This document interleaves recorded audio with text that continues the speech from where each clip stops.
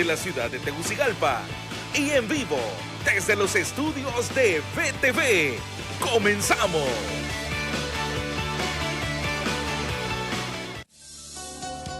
Elevando una oración al Todopoderoso por Honduras.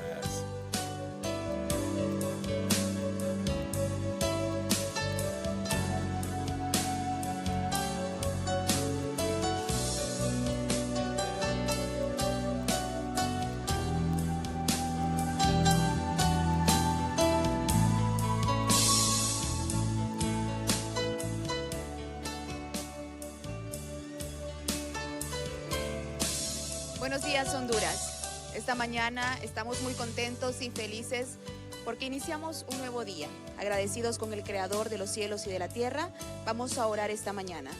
Espíritu Santo, aquí estamos nuevamente ante tu presencia, bendiciendo tu nombre, agradeciéndote por todas las oportunidades que tú nos das, por el privilegio de abrir nuestros ojos y contemplar un nuevo amanecer. Por ese privilegio también de ver a nuestras familias, de abrazar a nuestros padres, a nuestros hermanos y a aquellos que son parte de nuestro círculo familiar. Espíritu Santo, hoy venimos ante ti sabiendo lo que pasa a nivel mundial y sobre todo en América Latina. Fuerzas para Colombia, 6 días de protesta donde se han registrado 19 muertes, infinidades de heridos, personas lastimadas. Espíritu Santo, tú tienes el control de lo que pasa en este país, en el nuestro y en toda América Latina. Necesitamos apegarnos a ti, necesitamos reconocerte como nuestro Salvador y nuestro Creador. Y esta mañana venimos rindiéndonos ante ti y sabiendo que tú tienes el control de nuestras vidas y de nuestras generaciones. Abre las ventanas de los cielos a favor de tus hijos, a favor de Honduras, de esta tierra que nos ha visto nacer y crecer. Bendícelo desde los 4 puntos cardinales, del norte, del sur, del este y del oeste. Bendice a aquellas personas que nos ven y nos escuchan a esta hora de la mañana. Espíritu Santo, que en sus hogares nunca haga falta el pan. Bendecimos sus familias, bendecimos sus hijos. En medio de la crisis, en medio del llanto, de la desesperación, de la depresión, tu voluntad, tu gracia y tu poder se manifestará en nuestras vidas. Así lo creemos esta mañana de miércoles. Levantamos un clamor, extendemos nuestras manos en agradecimiento y te reconocemos como nuestro Señor y Creador. Te pedimos perdón si te hemos fallado. No podemos iniciar una mañana, Señor, sin antes pedirte perdón. Somos pecadores, pero aquí estamos tus hijos, reconociéndonos y rindiéndonos ante tu presencia. En el nombre poderoso de Jesús, amén y amén. Buenos días, licenciada, ¿cómo está? Qué gusto saludarle. Hoy Alejandra, es buenos de días, semana. guapísima. Gracias. Qué lindo, Alejandra, vamos avanzando en semana. Es miércoles 5 de mayo, también este mes. Saludando a los hondureños que nos ven y, por supuesto, como lo ha dicho usted en la oración, solidarizándonos con el pueblo de Colombia. Alejandra, no es posible que el pueblo siga sufriendo. Somos gente luchadora, los latinoamericanos nos identificamos porque pues tenemos la dignidad en nuestro trabajo. Somos personas que venimos desde abajo, nos construimos y pues conversamos esto porque nos duele. Nos duele ver a madres perdiendo hijos, mujeres abusadas, la brutalidad policial. Las imágenes son terribles. No se justifica la violencia, pero a veces, como hemos dicho aquí y en pandemia, no nos queda otra que ir a la calle y protestar porque no tenemos qué comer, no tenemos cómo vivir afuera y pues empezamos este programa solidarizándonos con 19 estas muertes familias. se han registrado hasta esta hora de la mañana, se lo han dado a conocer diferentes medios internacionales, la mayor parte de ellos son jóvenes en estas fuertes protestas y duras debido, bueno, al impuesto, ¿verdad?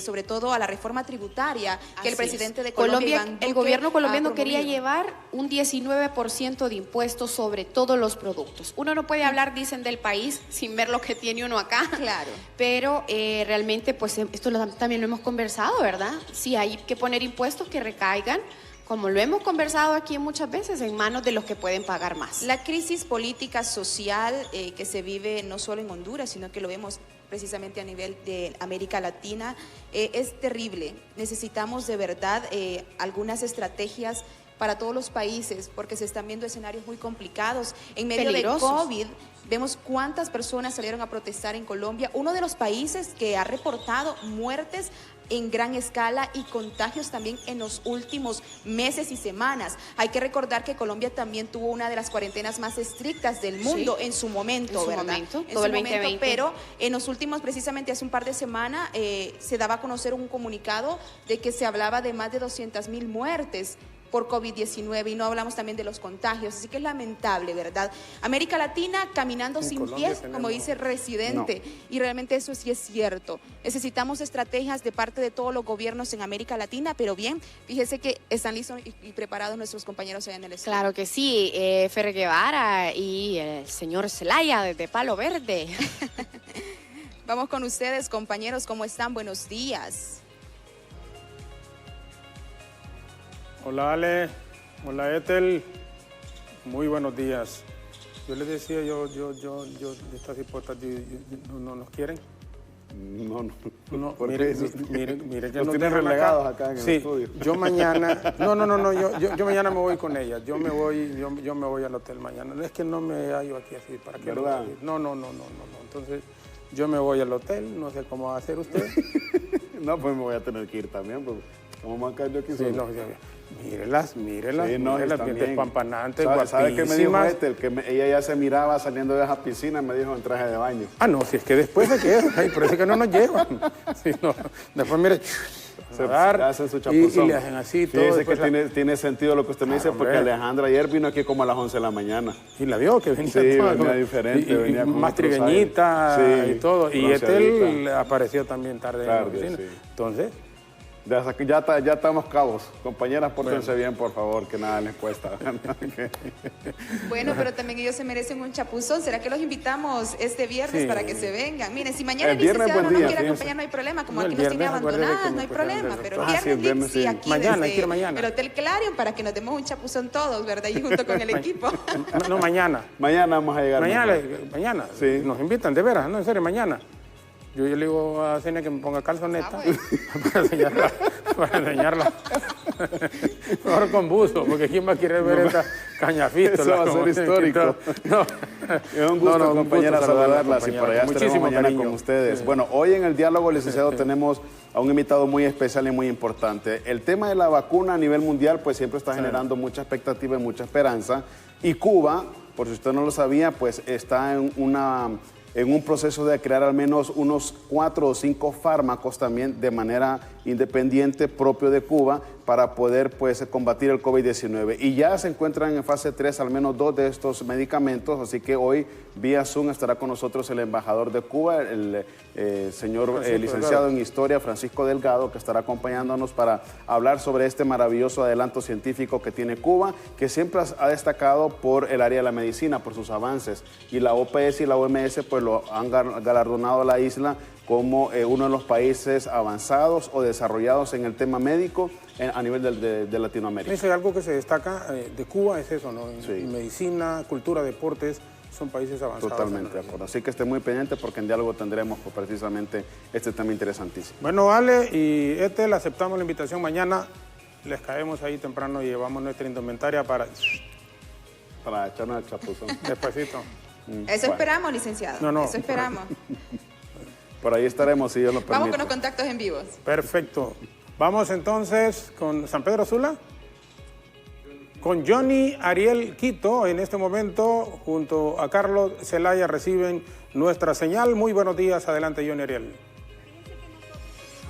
Así es, buenos días, licenciado Jorge Zelaya, buenos días, compañeros, y efectivamente ya han tenido la primera reunión con el encargado de aquí de la residencial María Auxiliadora. Sin embargo, se trataron unos puntos, pero no se están respetando. Escuchemos a Vilki, quien ella pues es la representante de aquí de la residencial. Escuchemos. Se comprometió de manera verbal a poder indagar en estos puntos que se les dan apertura de podérselos abordar.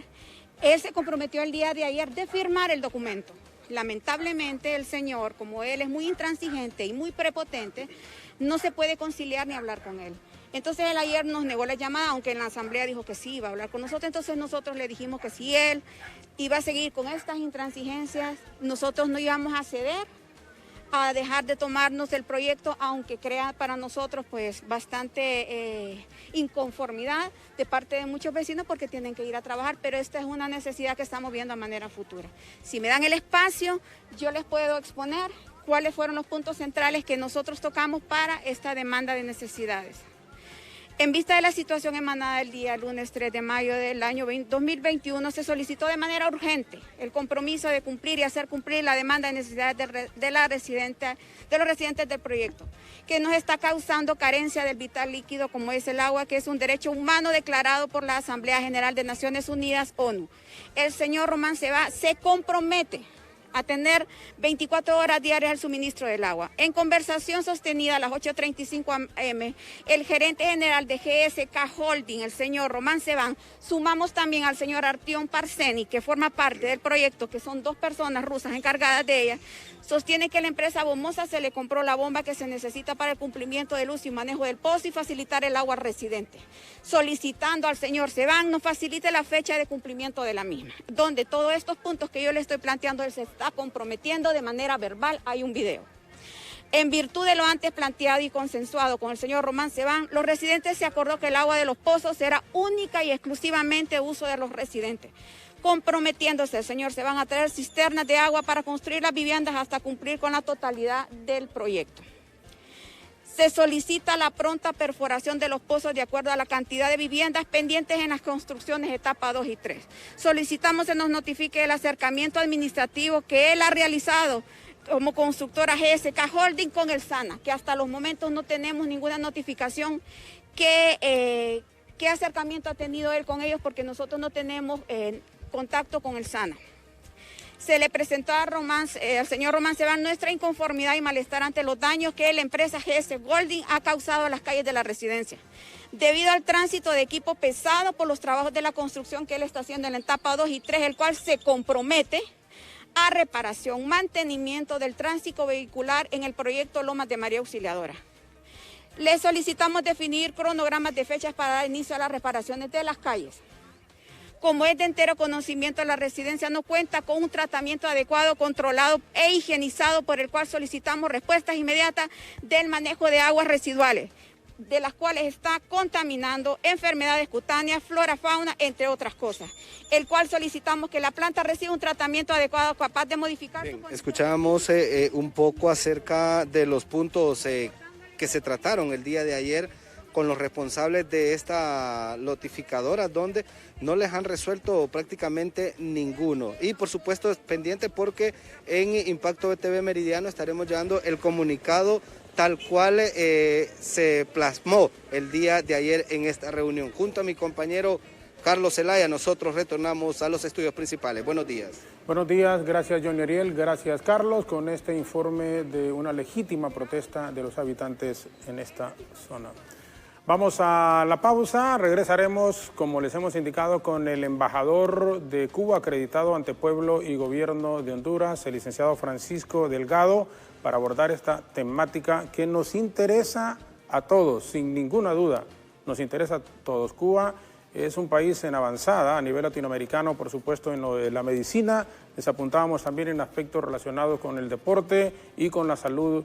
Es un país muy avanzado. Así que estén pendientes en esto de la vacuna contra la COVID, un tema importantísimo que estaremos abordando en cuestión de minutos aquí a través de BTV, en las frecuencias de radio para la zona norte y central del país, 92.5, y en Facebook, BTV Somos Todos Honduras. Regresamos en un instante.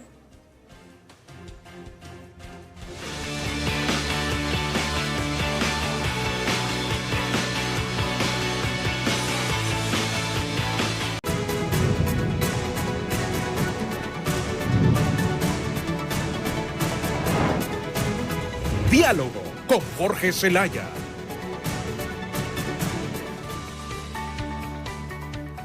Cuando se habla del hermano país Cuba, no hay duda que lo primero que viene a nuestra mente es avances médicos en la región latinoamericana. Y con justa razón, esta nación fue la primera en recibir el reconocimiento oficial de la Organización Mundial de la Salud por eliminar la transmisión del VIH de madres a hijos, así como también eliminar la bacteria causante de la sífilis. El 2017, la Organización Panamericana de la Salud reconoció los avances alcanzados por Cuba en esta área. Además, UNICEF felicitó a la isla por alcanzar la tasa más baja de mortalidad en la historia, con un 4.0 por cada 1000 nacidos vivos. Por ello, su sistema médico se ha convertido en uno de los más conocidos en la comunidad internacional. En Europa, Eslovaquia fue el primer país en utilizar el medicamento cubano Eperbrot P, que disminuye el riesgo de amputación por úlcera en el pie diabético. Actualmente la medicina de esta maravillosa isla nos vuelve a sorprender, pues tras iniciar los ensayos clínicos en marzo pasado, la candidata a vacuna Abdala, que desarrolla Cuba contra la COVID-19, concluyó la tercera y última fase. A este fármaco se suman 3 más que prometen una eficacia contra el coronavirus, denominados Soberana 1 y 2 y Soberana Plus, que son generadas por el Instituto Finlay de Vacunas. Para dialogar con nosotros sobre este avance médico único a nivel de América Latina, nos acompaña vía Zoom el señor embajador de Cuba, acreditado ante pueblo y gobierno de Honduras, el licenciado en Historia Francisco Delgado. Es un altísimo honor contar con su presencia vía Zoom esta mañana aquí en BTV, en nuestras estaciones de radio y también en Facebook, en BTV Somos Todos Honduras. Señor embajador, muchísimas gracias por acompañarnos y muy buenos días. Muchísimo gusto en estar con ustedes temprano en la mañana. Efectivamente, estamos ahora tratando de enfrentar de la manera más decorosa y, si me permites, soberanamente, paliar, mitigar y eventualmente eliminar la pandemia que está afectando a todo el mundo. Usted hablaba de 4 candidatos vacunales. Yo le puedo sumar uno que se llama Mambisa. Esta Mambisa es una que está en fase 1 o fase 2 de los ensayos clínicos. Yo estaría, según la última información, ya podría estarse convocando a alrededor de 200 o 300 voluntarios para ser aplicada. ¿Por qué menciono con particular énfasis Mambisa? Porque Mambisa, a diferencia de las otras 4 vacunas y a diferencia de la mayoría absoluta de las vacunas que se están aplicando en este momento, se puede inocular a través de las fosas nasales, lo cual para países más pobres como los nuestros significa un ahorro extraordinario de la logística que conllevaría vacunar a una persona. Eso todavía está, como digo, en fase 1, fase 2. No se puede hablar de un desarrollo para ser ya distribuido. Con relación a las otras vacunas, en efecto, Abdala es la que más avanzada está. Abdala debe su nombre a un poema conocido, si no es el que más, de nuestro héroe nacional José Martí. Y con Abdala hemos culminado lo que sería la tercera fase de los ensayos clínicos, con 3 dosis, una dosis en el primer día de inoculación, una segunda dosis al 14 días y una tercera al día 28. Pensamos que podríamos, junto con Soberana 02, que es la otra que ustedes mencionaban, comenzar a vacunar a toda la población de Ciudad de La Habana, toda la población adulta, para ser más exacto, es decir, las personas de 19 a 80 años. Pensamos comenzar a vacunar en algún momento de mayo, que las autoridades tendrán que determinar. Ya se han creado las condiciones logísticas, organizativas, etcétera, a través de la extensa red del sistema de médicos de la familia, que están en todos los barrios. Ahí se harían las vacunaciones con el propósito, decía, de vacunar por lo menos a 1,7 millones de habaneros usando las 2 vacunas, Soberana 02, que está en una fase de ensayo 3 también, pero un poquito más alargada, porque su ciclo de de vacunación es a 56 días, no a 28 como Abdala, pero bueno, ya estamos en condiciones de vacunar a toda la ciudad de La Habana y después, posteriormente, seguiríamos para terminar, si las cosas salen bien, por lo menos este es el plan. Acuérdense que esto es todavía una historia de ir construyendo, ir logrando cosas en el camino, pero si todo sale bien como hasta ahora y como está previsto, pensamos haber vacunado por lo menos a 6 millones de cubanos cuando estemos en el verano, ya junio o julio aproximadamente. Sí, Zelaya. Sí. Bueno, hablamos, embajador, 6 millones de cubanos entre junio y julio, a finales de junio y julio. No sé si le escuché mal, pero llevan alrededor de un 1.7 en este momento. No, lo que dije exactamente es que debemos comenzar en mayo, en algún momento de mayo, que no tenemos la fecha, yo no la tengo por lo menos, a vacunar lo que sería la población adulta de la ciudad de La Habana, que es donde está más impactando más la pandemia y es la mayor población desde el punto de vista demográfico de todas las provincias del país. Ahí están los 1,7 millones de personas. Perfecto, perfecto. Y el propósito, el objetivo final, y lo que pretenden alcanzar es la vacunación, sí, de lo que me apuntaba, de unos 6 millones aproximadamente. Al final del año 2021 vamos a vacunar a los 11 millones de cubanos. ¿Cuánto, perdón? 11 millones. 11 millones de cubanos. Sí. Desde luego, debo aclararlo porque han surgido suspicacias, como siempre, que las vacunaciones son voluntarias. Todo el sistema de vacunación en Cuba es voluntario y personas que no se quieren vacunar, bueno, es su derecho. Pero lo que está sucediendo en este momento es que, por el contrario, cuando se hace una convocatoria de voluntarios para cualquiera de estos ensayos clínicos, la cantidad de gente que se apunta es mayor que la cantidad de vacunas o la cantidad del protocolo previsto. Así que pensamos vacunar sí o sí a lo que le llaman los epidemiólogos lograr la inmunidad de rebaño, ¿no? Es decir, estamos pensando que podríamos vacunar a 70, 80, 90% de la población cubana. Por supuesto, gratuitamente, como todas las medicinas en Cuba. Sí, adelante. Embajador, para lograr la inmunidad de la mayoría de la población en el mundo, se está hablando, por ejemplo, de las vacunas que se están utilizando en este momento, solo 2.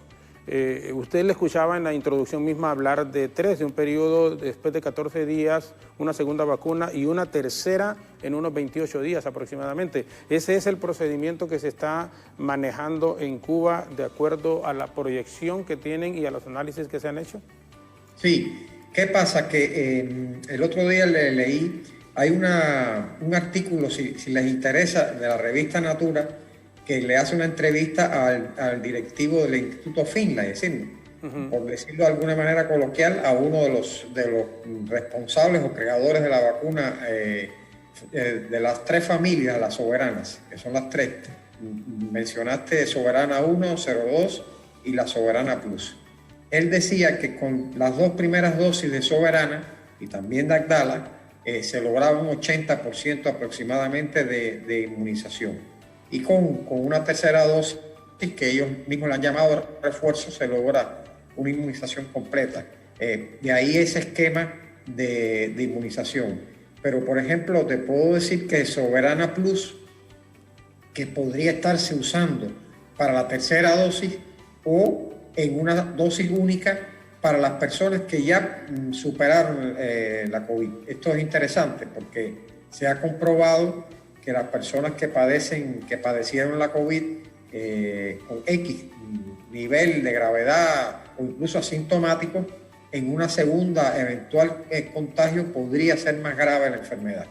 Eso está ocurriendo en general, por lo cual es conveniente vacunar también a las personas que ya superaron la enfermedad, y ahí entraría a jugar con una sola dosis lo que le llaman, o lo que se llama la Soberana Plus. Sí, la Soberana Plus. Mire, bueno, ya Fernando Ramírez, aquí de Tegucigalpa, dice, pregunta al embajador cuántas personas han muerto en Cuba por COVID y cuál es el número de personas que están infectadas en este momento en la isla. Bueno, en este momento no tengo el dato, pero la infección ronda alrededor de los 102.000 personas. Y estamos hablando lamentablemente de alrededor de 600 fallecidos. Ahí desde el inicio se aplicaron protocolos que han garantizado un alto nivel de supervivencia. Para nosotros una sola persona fallecida ya es muy lamentable, por supuesto, ¿no? Pero bueno, se aplican las generales de la ley, por decirlo de alguna manera. Personas con enfermedades de base, algunos jóvenes, muy pocos, pero en general se mantiene aproximadamente en 0,056% por cada 100.000 contagiados la tasa de mortalidad. Creo yo, no estoy seguro, pero creo que debe ser entre las 10 más bajas del mundo.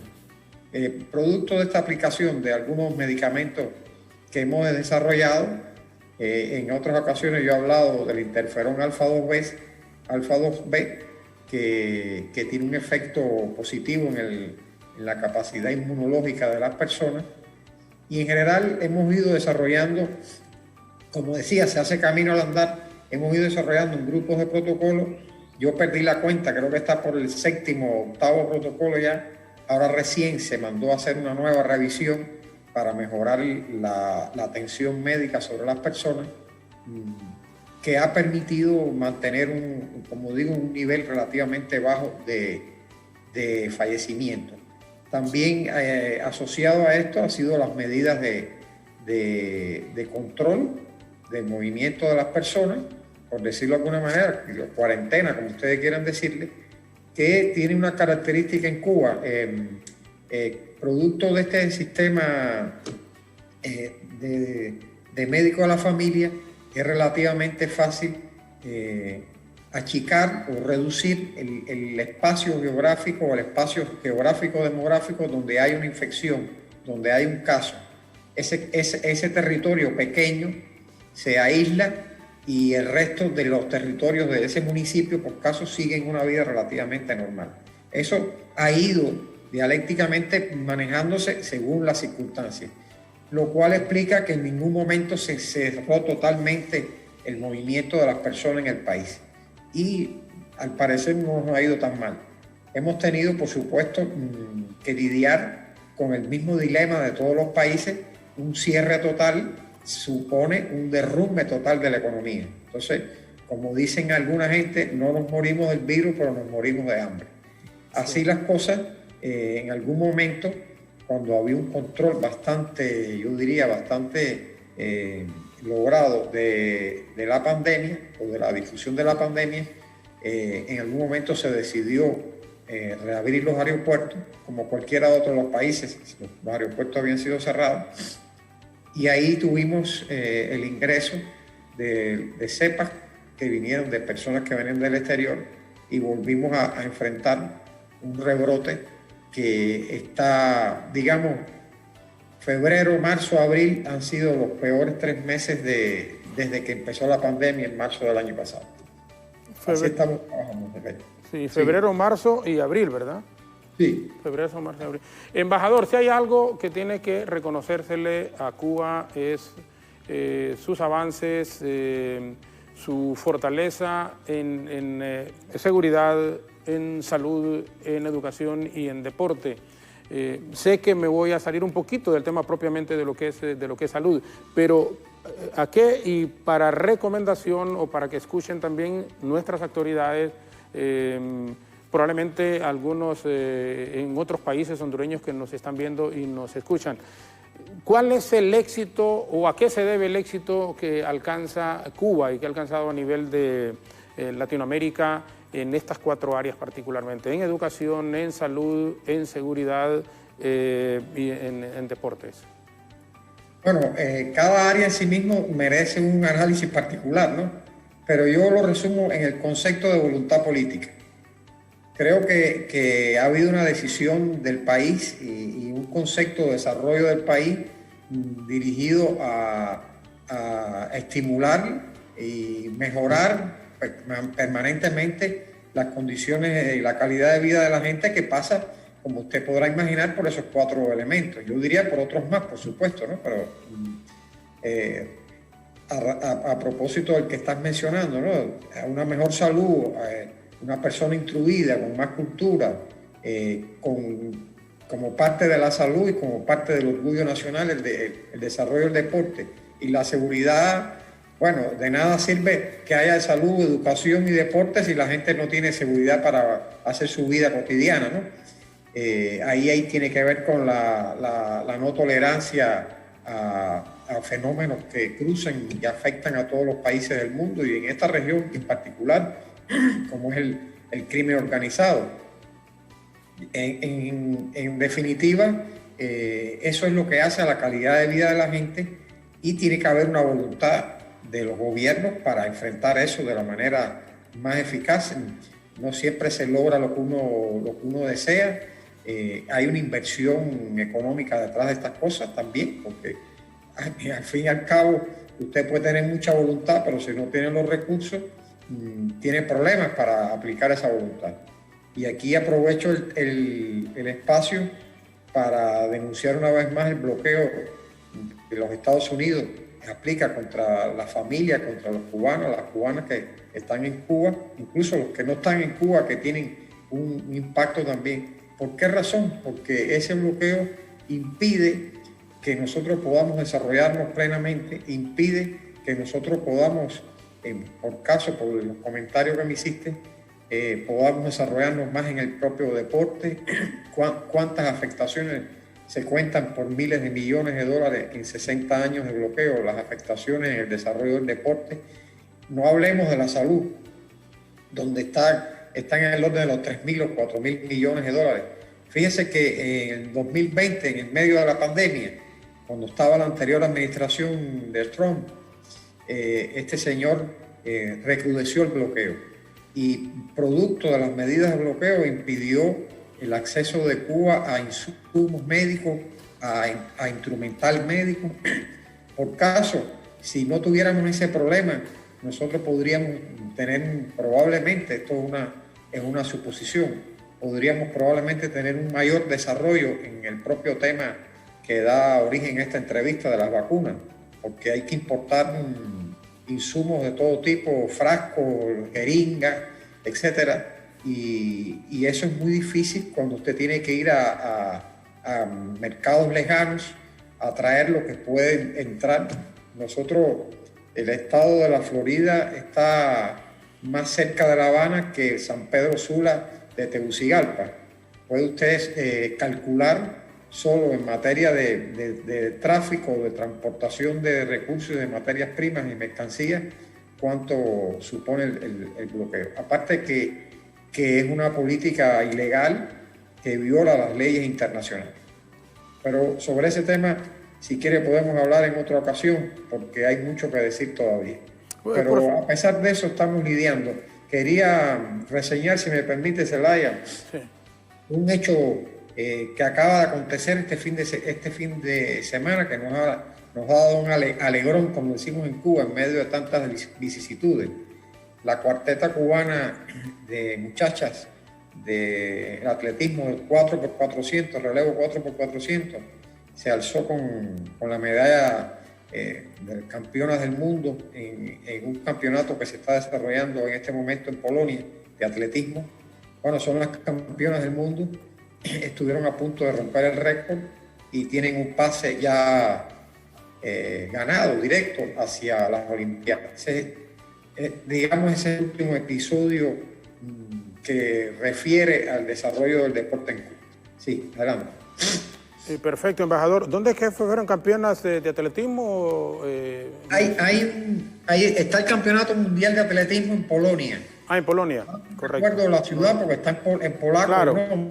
Sí, en Polonia. No, perfecto. Ahí fue. Gracias, embajador. Bueno, mire, tenemos también Luis Alonso Valladares y vamos a consultarle que profundice, aunque el tema indiscutiblemente hoy es el avance en el aspecto médico que tiene Cuba y el trabajo que se está haciendo para la vacuna contra la COVID-19. Y un trabajo que está en una fase muy, muy avanzada y a nivel latinoamericano es el primer país que está trabajando realmente en ello. Por eso tenemos al embajador, al licenciado Francisco Delgado, esta mañana con nosotros. Vamos a hacer una breve pausa, pero les decía que Luis Alonso Valladares nos consulta sobre becas. Dice que él se graduó en Cuba de médico y nosotros hemos sido testigos en el pasado reciente cómo muchos compatriotas estudian y han abrazado esta carrera de medicina en La Habana.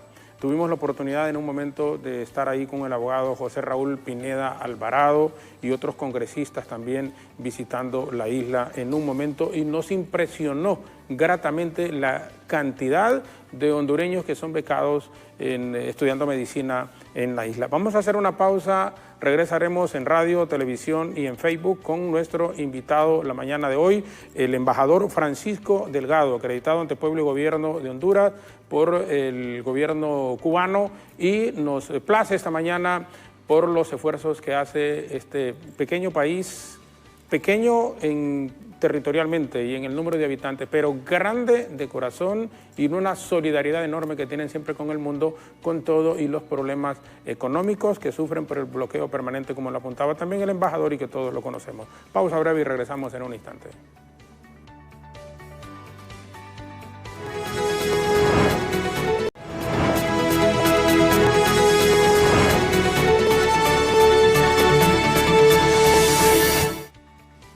Nos acompaña esta mañana el embajador de Cuba acreditado ante Pueblo y Gobierno de Honduras, el licenciado Francisco Delgado. El fármaco en el cual está trabajando su país para combatir la COVID-19 y esos avances indiscutiblemente que se desarrollan en Cuba. Antes de entrar de nuevo en este fármaco, decía que de San Pedro Sula, Luis Alonso Valladares, decía, él estudió medicina en Cuba y bueno, y nosotros también tenemos esa inquietud, porque decía, hace años atrás que visitamos Cuba, fuimos incluso a la escuela de medicina y impresionante la cantidad de compatriotas que estaban estudiando ahí. Embajador, y la consulta es entonces, ¿siempre se continúa con este procedimiento y cuál es la forma como para que algunos hondureños puedan aplicar a estudiar medicina u otras disciplinas?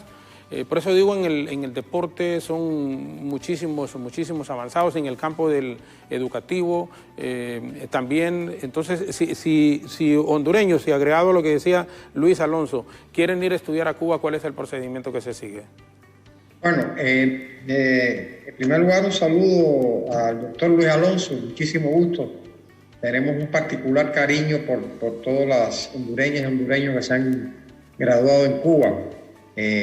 Supongo yo que fue en el ANCO, muy probablemente. Bueno, lo que puedo decir es que en este momento no hay un procedimiento de becas por parte del gobierno de Cuba. Cualquiera puede imaginar las tensiones económicas por las que estamos atravesando.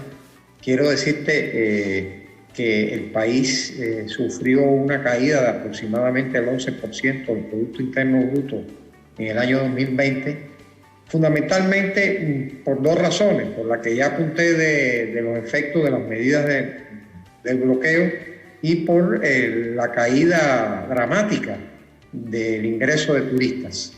Estamos hablando de prácticamente no llegó al 1.000.000 de turistas cuando se esperaban 5, es decir, que fue una caída muy importante. Pero todo eso repercute en las capacidades económicas, materiales que tiene el país para hacer un grupo de acciones como son las becas. De todas maneras, existe siempre la posibilidad de que la persona se autofinancie sus estudios, como está ocurriendo con numerosos, por cierto, casi todos, si mal no recuerdo, son graduados de medicina que están haciendo su especialidad. Hay una circunstancia, vamos a decirle coyuntural, porque esperamos efectivamente resolverla ahora en el 2021, que es las dificultades para viajar a Cuba. Hay una sola línea aérea, no le voy a hacer comercial aquí, no tengo ningún problema, pero no creo que sea correcto, que está volando 2 veces a la semana a Cuba cuando lo hacía 6 veces al día. Eso es producto de las medidas que se han tenido que tomar para reducir el ingreso de personas del exterior para que no incrementen la propagación del virus en el país. Y dificulta mucho entonces poder viajar desde aquí hacia Cuba. Otras personas nos han preguntado si hay turismo. Sí, sí hay turismo, pero tiene que ser tomando en cuenta los problemas del viaje. Incluso me han preguntado, no sé si alguien ya lo iba a hacer, si hay algún tipo, por decirlo de alguna manera, turismo de vacuna. Nosotros estamos contemplando eso, pero todavía no existe ningún mecanismo, ningún procedimiento establecido que permita fomentar o propiciar. Yo creo que en el tema de la vacuna hay que esperar que las cosas transcurran según los protocolos internacionales para poder hablar de procesos mayores o más complejos, ¿no? Como puede ser que la gente vaya a vacunarse a Cuba, etc. Sí, adelante, Zelaya. Sí, bueno, mire, esto es importante, lo que está acotando en esta parte final, en el sentido de que sí, hay gente, como está ocurriendo, que se va a los Estados Unidos y se puede aplicar la vacuna en este momento.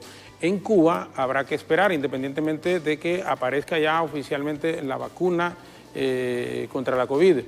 No hay a nivel de gobierno, del Estado como tal, una decisión en ese sentido de que las personas que vayan como turistas pueden aplicarse la vacuna. Todavía se está esperando en eso, señor embajador. Eso conlleva una organización. No es que usted no es ir a Cuba y comprarse un par de zapatos, si me permiten la ironía. Claro. Eso lleva una organización, un rigor, un procedimiento de seguimiento de la persona que se vacunó, porque de nada nos sirve que llegue una avalancha de personas a vacunarse y en el camino se nos enferme alguien. Hasta ahora puedo decir, que no lo he dicho, las vacunas que estamos aplicando no han tenido secuelas ni reacciones importantes, relevantes. Puedo hablar por mi familia, que el hijo mío se vacunó y está ahí tranquilo, no ha tenido ningún problema. Y así el centenar o los cientos de miles de personas que han sido vacunadas. Pero convengamos que esto hay que hacerlo con rigor y si alguna vacuna requiere ser efectiva y demostrar que es efectiva es la nuestra, porque usted podrá imaginar que por razones que no tienen nada que ver con la salud ni con las vacunas, podemos ser objeto de cuestionamientos y de generar dudas sobre la calidad de la vacuna. Eso hasta ahora no ha ocurrido. Ha habido, parece, cierta prudencia a nuestros adversarios de siempre en meterse en esa historia, aunque había algunos intentos. Alguna gente ha dicho, no, en los niños hace daño. Mentira, porque la vacuna no se ha aplicado todavía pediátricamente. Ya se está estudiando su uso pediátrico de 12 a 18 años, pero todavía es solo adultos. Así que estamos más que obligados, por razones éticas, por razones de necesidad del país y por estas otras razones que exceden el tema exclusivo de la vacuna, a generar un producto y a establecer protocolos de aplicación lo más riguroso posible. Definitivamente. Embajador, usted decía 1 millón de turistas llegaron el año pasado a Cuba y se esperaba alrededor de 5 millones. 5 millones. O sea, ni siquiera, un 20% más o menos de lo que estaba proyectado. Lo de la COVID ha afectado el mundo entero, sin ninguna duda. Y la consulta es, ¿qué crees que va a suceder, que va a ocurrir en países como los nuestros, con un ingreso per cápita bastante bajo y ahora con esto de la COVID-19 que nos ha venido a afectar definitivamente a todos? Bueno, la COVID, si me das unos segundos para filosofar, porque hay un poco de filosofía en la pregunta, sí, Zelaya. Claro, por supuesto. La COVID, en definitiva, ha puesto patas arriba el mundo. Y yo soy de los que creo que lo que hizo fue poner sobre la mesa, demostrar las falencias que hay en el mundo sobre muchas otras cosas que no tienen que ver exactamente con la salud, aunque la salud es una expresión de ello, ¿no? Puso en crisis los sistemas sanitarios del mundo, puso en crisis la economía, los flujos comerciales, etc. Nosotros, como parte de ese mundo interconectado, globalizado, estamos enfrentando el problema del turismo y estamos enfrentando, por lo menos, si yo mal no recuerdo, en el primer semestre del 2020, la interrupción de los flujos de mercancías y del comercio internacional.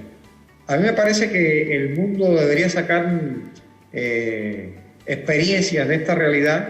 Creo que se impone la necesidad de revisar a fondo los sistemas de salud que existen en la mayoría de los países. No estoy diciendo ningún secreto si digo aquí que Cuba apuesta a un sistema de salud público, universal y gratuito. Eso es lo que hacemos allá.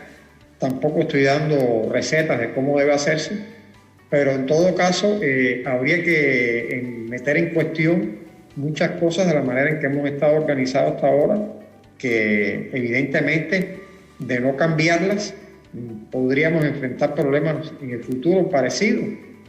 Hay quienes hablan, no me gusta leer mucho esos artículos, porque además hay afectaciones psicológicas, como dicen los especialistas, por la pandemia, pero hay quienes hablan de que podría venir otro fenómeno de este tipo en el futuro, etcétera, y eso evidentemente, si no cambiamos lo que ahora se demostró que hay que cambiar, pues las consecuencias serán más graves, más complicadas de manejar en el futuro. Sin ninguna duda. Bueno, embajador, es además historiador. El embajador Francisco Delgado nos va a permitir una última pausa en este momento y regresaremos con usted para profundizar un poco más en estos ensayos, en estos trabajos que está desarrollando Cuba con la vacuna Abdala, que concluye su tercera y última fase. A este fármaco, como le he indicado, se suman 4 que prometen una eficacia contra la coronavirus: Soberano 1 y 2, Soberano Plus y también Membita, de la cual nos ampliaba y nos hablaba el embajador. Vamos a la pausa y regresaremos consultándole desde cuándo se ha estado trabajando realmente en este medicamento, qué va a ocurrir una vez que sea aprobado el fármaco, cuál será el proceder del gobierno cubano, cómo será distribuido el mismo. Así que tenemos muchísimo que conversar en esta última etapa de la entrevista con el embajador, el historiador Francisco Delgado, que nos acompaña, embajador de Cuba acreditado ante pueblo y gobierno de Honduras. Pausa breve y regresamos con él.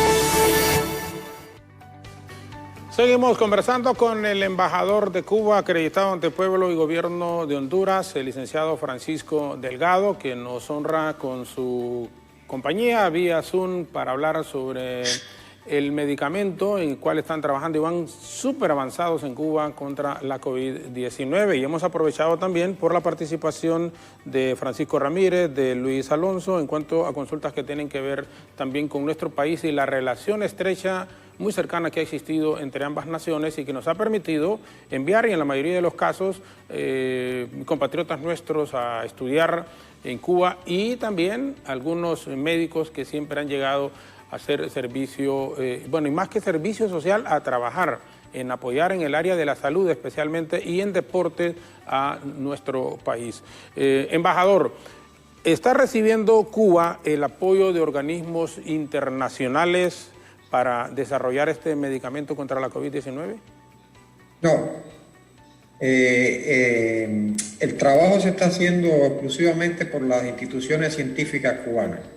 Por supuesto, yo no tengo el detalle, supongo que hay algún tipo de intercambio técnico y de información. Obviamente, la Organización Panamericana de la Salud, la Organización Mundial de la Salud, están siguiendo en detalle todo este despliegue, y probablemente hay intercambios de algún tipo. En materia de insumos, supongo yo que también hay algún tipo de colaboración. Pero bueno, son temas que, producto del bloqueo, de la persecución tradicional, ya que hace las autoridades norteamericanas sobre nuestras acciones y nuestros intercambios económicos, nos obliga a mantener en la mayor discreción posible para que no la vayan a interferir, no la vayan a bloquear. Pero básicamente la idea fundamental es que se está haciendo con esfuerzo propio. Sí. ¿Y podemos hablar de un porcentaje de eficacia de este fármaco que se está trabajando contra el coronavirus?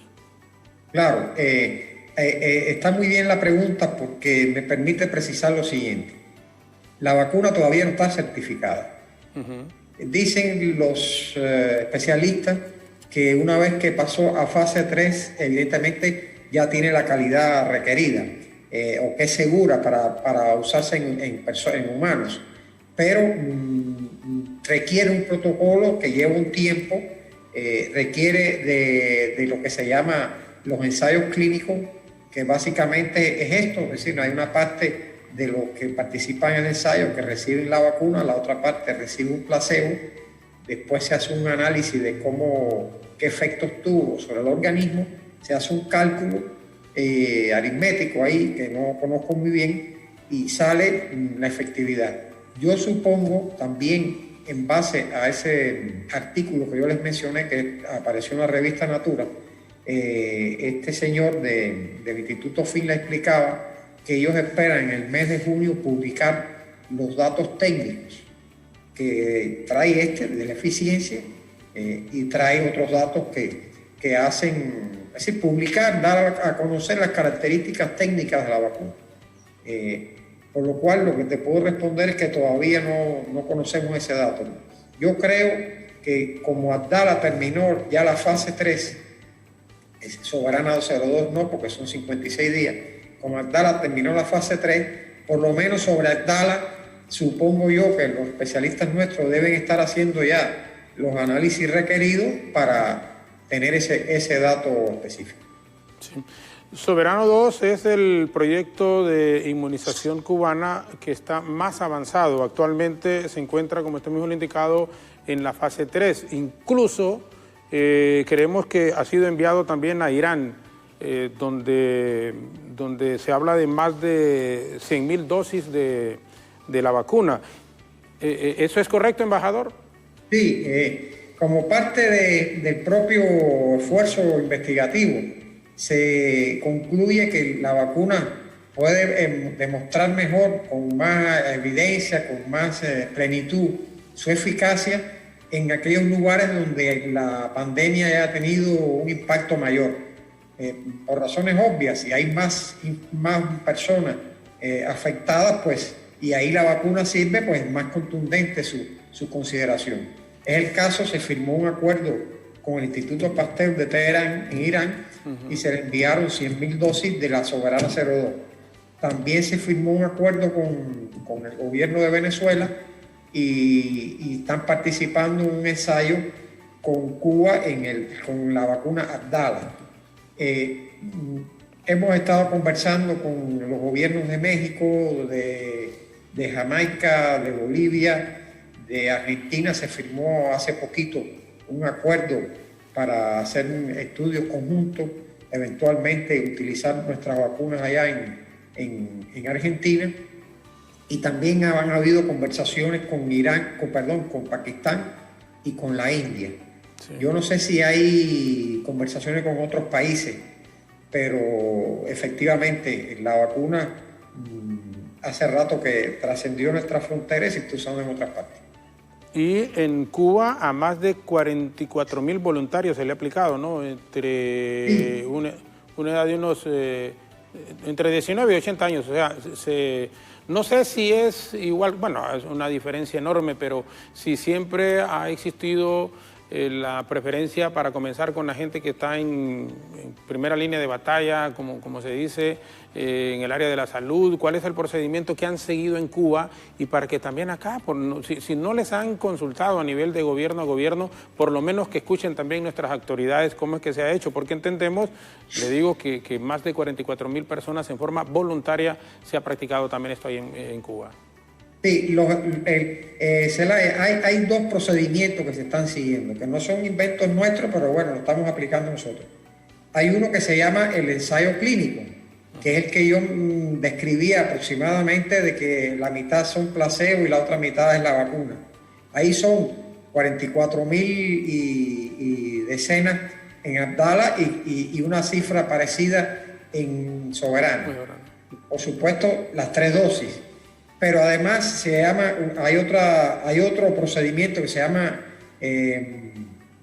creo que se llama estudio de intervención, sí, estudio de intervención, que ya teniendo uno la constancia, la evidencia de que la vacuna es segura para las personas que tienen un nivel de eficacia, todavía por determinar la cifra exacta, pero que tiene un nivel de eficacia en los humanos, se aplicó a la primera línea, como vos decís, es decir, el sector de la salud fundamentalmente. Ahí estamos hablando de alrededor de 150.000 personas que ya están transitando por alguna de las fases de las dosis, tanto de Abdala como de Soberana 012. Sí, la idea yo creo que es universal, empezar por los médicos, que no nos podemos dar el lujo que se enfermen porque son los que están justamente atendiendo a las personas que padecen el virus. Y lo otro que yo creo que es sensato decir es que independientemente de las vacunas, parece que algunas de las medidas, algunas de ellas ciertamente molestas, que se han estado usando para enfrentar la pandemia, las famosas medidas de bioseguridad, la mascarilla, el lavado y la higienización de manos, etcétera, la distancia física, etcétera, parece que son medidas que llegaron para quedarse y todo el mundo recomienda que aún estando vacunado haya que seguir utilizando estas cosas, entre otras razones porque tiene que pasar todavía el tiempo. El otro día leí que una de las vacunas más célebres ahora pronosticaban 2 años de inmunización. Otros decían que aún usted vacunado puede sufrir la enfermedad, aunque mucho más atenuada y en consecuencia transitar como un catarro común y corriente, por decirlo de alguna manera. Pero evidentemente el tiempo es el que va a decir, el tiempo es el verdadero juez para establecer, más allá de los cálculos que se están haciendo, el nivel de inmunidad que pueden tener las personas, los resultados, etc. Así que por un tiempo todavía, vacunados aún, vamos a tener que ser prudentes, por lo menos en la manera de movernos socialmente. Sí, tenemos que acostumbrarnos a vivir con este virus. El distanciamiento, usted mismo lo ha dicho, y bueno, son las recomendaciones universales que se dan, el uso de la mascarilla, el lavado constante de manos. Yo creo que aquí, embajador, en unos países más que en otros, nadie podemos desconocer que aquí con toda sinceridad ha habido un mal manejo de la situación, pero también depende de uno mismo, independientemente del mal manejo que se puede hacer por parte de las autoridades en cualquier país del mundo. Bueno, si estas recomendaciones son universales, el estarnos lavando las manos constantemente, el usar la mascarilla y el distanciamiento. Bueno, por ejemplo, usted iba a estar, en la invitación con toda sinceridad era que estuviera en el estudio, pero las recomendaciones que se han hecho, y también es que es mejor estar, como dicen, en casa. Entonces, se hace esta conversación por Zoom. Yo creo que al margen de que sí tenemos que seguir solicitando al gobierno que haya muchísima más prontitud, agilidad en la toma de decisiones, que tengamos la vacuna más en forma masiva para la población, también debemos poner de nuestra parte. Y otro agregado es que el que se tenga la vacuna, el que nos hayamos puesto ya la vacuna, no significa que estamos inmunizados al 100%, como para no poder volver a tener COVID-19. Quienes ya lo tuvimos y quienes no, y se han vacunado, tampoco quiere decir que no les va a pegar, embajador, o sea que no les va a llegar la COVID-19. Todos estos aspectos yo creo que es importante, y si remarcamos constantemente es porque sabemos que a la gente hay que estarle diciendo, hay que estarle repitiendo, para que de una u otra manera puedan aceptar y percibir y recibir el mensaje, porque muchísima gente, no solo en Honduras, en el mundo, está muriendo lastimosamente por esto de la COVID. Así es. Efectivamente, como usted dice, tenemos que acostumbrarnos. Quería decirle un dato que se nos quedó en el tintero. Empezamos con China a estudiar una vacuna que se llama Pancorona, creo que es el nombre, que procura tener en cuenta desde el origen el virus, es decir, y de los próximos virus de coronavirus que puedan existir, no solo el de la COVID-19. Esto es un tema que empezó ahora a estudiarse y pudiera ser una solución, ojalá que en el mediano plazo, es decir, inmunizar a la gente contra los coronavirus, que ya, si yo mal no recuerdo, esta es la tercera versión que tiene desde el 2002 a la fecha. Evidentemente esta ha sido la más grave, pero ya empezar a investigar la manera de bloquear que esos virus afecten a las personas, a los humanos. Embajador, usted ha dicho que se han firmado con varios países, pero una vez aprobado este fármaco, ¿cuál va a ser en su concepto el proceder del gobierno cubano al momento de hacer la distribución del mismo? Bueno, nosotros ya hemos dicho públicamente nuestra disposición a distribuirlo a terceros países que así se interesen. Evidentemente va a ser tomando en cuenta el ordenamiento jurídico de cada país. Digo esto porque en otras entrevistas me han preguntado si se puede distribuir con instituciones no estatales. Nosotros en el caso de Honduras, vamos a tenerlo, como es obvio, está sobrado que lo diga, pero es bueno aclararlo, al ordenamiento jurídico del país, donde establece la posibilidad de que sectores no gubernamentales o no estatales se interesen por la vacuna. ¿Cómo va a ser? ¿Cuánto va a costar? Nada de eso está todavía establecido. Está por definirse, está por conversarse. Obviamente, también está sobrado que lo aclare. Va a tener que ver con los acuerdos que se lleguen con las autoridades competentes en esta materia, con la CESAL, con la agencia reguladora del ingreso de medicamentos aquí, etcétera. Pero sí te puedo adelantar que hemos estado hablando con algunos sectores que nos han pedido una explicación. Puedo mencionar de la Universidad Nacional Autónoma de Honduras, puedo mencionarte un comité que evalúa este tipo de ingreso de medicamentos, que está formado por el COEP, el Instituto Hondureño del Seguro Social, etcétera. Pero son conversaciones muy preliminares.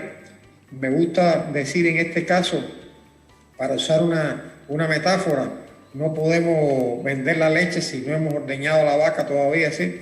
Traducido a materia de vacuna, no podemos hablar de distribuir vacunas cuando todavía nosotros no hemos culminado las fases de ensayo, de investigación y de una aplicación relativamente importante de la vacuna en nuestro país. Sí puedo aclarar que no vamos a esperar a que toda la población cubana se vacune para empezarlo a distribuir. Esa fue una definición que hubo, pero también las cosas pueden cambiar en el camino en virtud de las realidades, de las necesidades. Pero sí, yo creo que por lo menos es mi posición y es lo que cuando me han consultado yo he planteado, la posibilidad de entrar en algún tipo de intercambio con las autoridades hondureñas. Están informadas de lo que estoy diciendo. Incluso hemos hablado de la opción de producir nuestras vacunas aquí. No sé el término, cómo es, si es transferencia tecnológica o como una suerte de maquila, no sé cómo decirlo exactamente. No quiero establecer un concepto que no sea el correcto, pero sí existe incluso esa posibilidad en nuestra disposición de contribuir para que otros países produzcan la vacuna, lo cual no es difícil de entender que supondría un abaratamiento de todo tipo y por supuesto una manera mucho más rápida de distribuir y de vacunar a la gente. Embajador, le escuchaba decir, ha hablado con la gente del COEP, con la gente de la universidad, pero no sé si, no capté bien, pero nunca lo escuché decir que ha conversado con las autoridades a nivel de gobierno, es decir, ha conversado con la ministra, por ejemplo, con la gente de SINAGER de esa posibilidad. Sí, yo estoy en la fase de informar a las autoridades del progreso de nuestras investigaciones. No estamos en la fase de sentarnos a conversar un convenio o algo parecido. Porque, repito, hasta que no esté certificada la vacuna, hasta que no esté, incluso nosotros mismos la tenemos que certificar, no tiene ningún sentido hablar de cosas cuando las autoridades hondureñas están inmersas en la búsqueda de vacunas que ya existen y que ya se están usando. como es el caso de Sputnik, AstraZeneca y otras que ya conocemos. Está el trabajo relevante que está haciendo la OPS aquí a través del mecanismo de COVAX, que ya se ha mencionado tanto. Pero sí estoy informándole a ellos convenientemente, de manera, digamos, seguida, qué estamos haciendo. Ha habido una reacción positiva de interesarse por la cuestión, pero una cosa es los académicos, una cosa es las personas que tienen la posibilidad o la obligación de conocer el desarrollo de la vacuna, y otra cosa es el gobierno, que tiene que ejecutar en tiempo real, como dije en alguna entrevista, desde ayer la vacunación, y tienen que atenerse a lo que tienen en mano, porque no se puede seguir esperando por algo que todavía tiene que transitar unas semanas de desarrollo y de certificación. Pero sí, en resumen, sí estamos informando a las autoridades competentes sobre el desarrollo de nuestra vacuna. Embajador, ¿hace cuánto está trabajando en este medicamento Cuba? Las primeras noticias de estos se remontan a octubre, noviembre del año pasado. ¿Qué pasa? Alguna gente nos dice que es rápido. El problema es que habían dos cosas de base. Primero, un sistema de investigaciones en vacunas en particular muy robusto. En Cuba nosotros aplicamos el protocolo de vacunación en niños de 13 vacunas y se producen 8 en el país hace mucho tiempo. Puedo decirte que Abdala, por ejemplo, se basa o tiene como base científica o base inicial de la vacuna el toxoide tetánico, es decir, la vacuna contra el tétano, que tiene, ponerle vos, 30, 40 años de estarse desarrollando. Eso permitió avanzar aceleradamente al punto en que estamos ahora. Es decir, la fortaleza del sistema, la experiencia de nuestros científicos, la organización estatal que hay detrás de eso y, bueno, obvio, la voluntad política, ya lo dije en algún momento, de que ante la imposibilidad de obtener las vacunas rápidamente, bloqueo mediante, y la manera en que se está produciendo la distribución de las vacunas, eso lo han dicho mucha gente aquí ya, que hay 10 países que concentran el 80% y hay 130 que no se ha vacunado a una sola persona. Es decir, la pandemia, como ya dije, devela las grandes desigualdades que hay. Así que todo esto nos llevó a la conclusión de que podíamos hacerlo y necesitábamos hacerlo. Y bueno, afortunadamente estamos en este punto ya de virtual éxito ya en el desarrollo de las vacunas. Se ha venido trabajando octubre, noviembre, desde estos ensayos clínicos que comenzaron también en marzo prácticamente para esta vacuna Abdala que desarrolla Cuba contra la COVID-19 en una tercera y última etapa prácticamente. Este fármaco se suma a 4 que prometen una eficacia contra el coronavirus en Cuba. Señor embajador, le agradecemos enormemente su disposición a haber aceptado esta conversación la mañana de hoy y le dejo para que se despida por favor de nuestros televidentes, radioescuchas y también las personas que nos han seguido a través del Facebook. Gracias, embajador, y sus palabras, por favor, finales.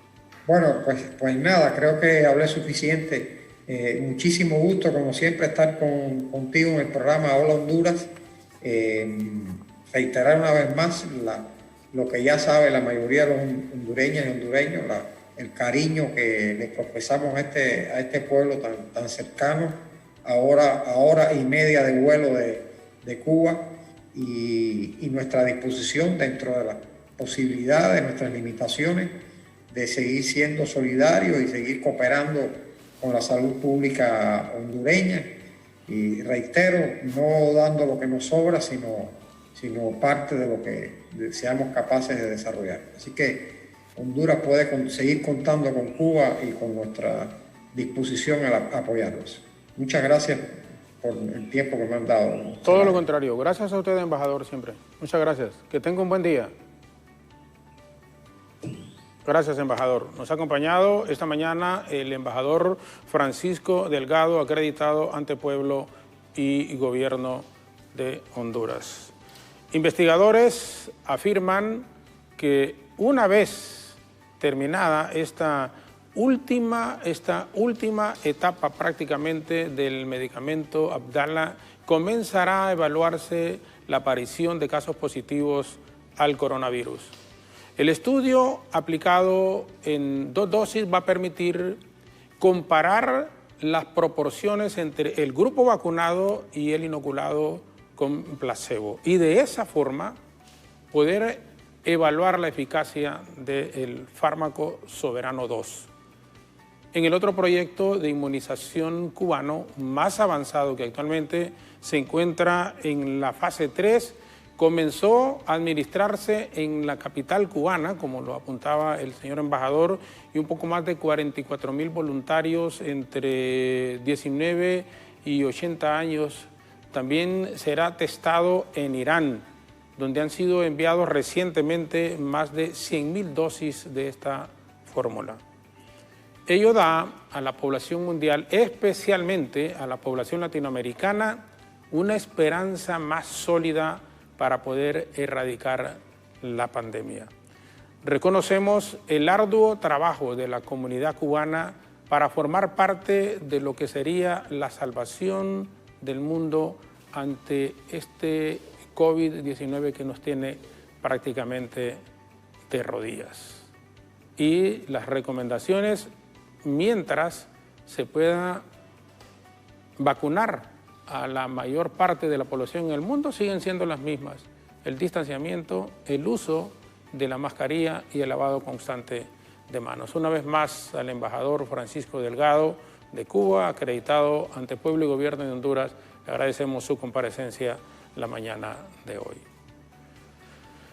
Alejandra Rivera, Ethel Valladares y Efer Guevara continúan aquí en Hola Honduras a través de BTV. Mañana, a propósito, cumplimos 2 años de estar al aire con ustedes y, por supuesto, es un altísimo honor anticipadamente decirles gracias por el acompañamiento y por la forma en cómo nos reciben en sus hogares, en las redes sociales y también cuando van saliendo de su casa, que nos escuchan a través de la 92.5 en FM, estación de radio, tanto para la zona norte como la zona central del país. Este servidor les agradece siempre infinitamente el favor de su acompañamiento. Muy buenos días y que Dios les bendiga.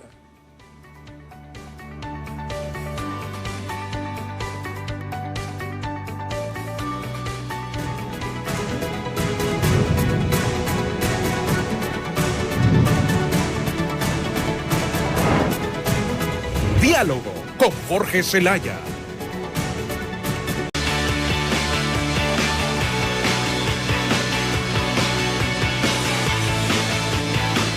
Continuamos con más en Hola Honduras en esta segunda hora de programación. Nos vamos a enlazar completamente en directo hasta San Pedro Sula porque nuestro compañero Samuel Cuello reporta de que hay manifestaciones por parte del gremio médico. ¿A qué se debe, Samuel? Vamos con usted. Buenos días.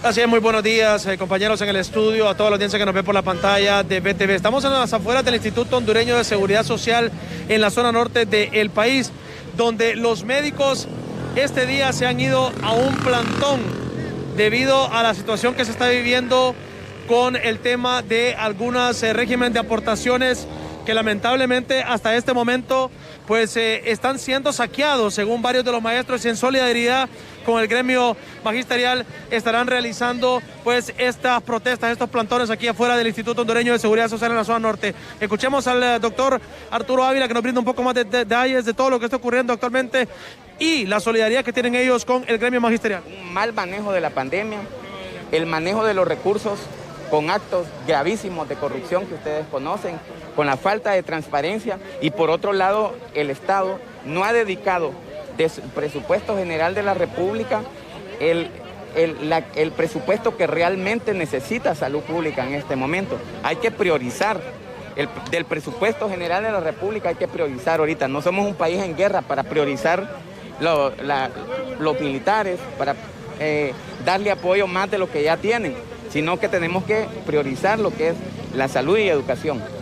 Ahora, doctor, en ese sentido hay una situación que se está viviendo, que si están tocando el régimen de aportaciones, por ejemplo, de sectores como el sector magisterial, a ustedes como médicos les pueden hacer lo mismo también. Exacto, sí, y eso es lo que nosotros, el llamado que le hacemos a la población.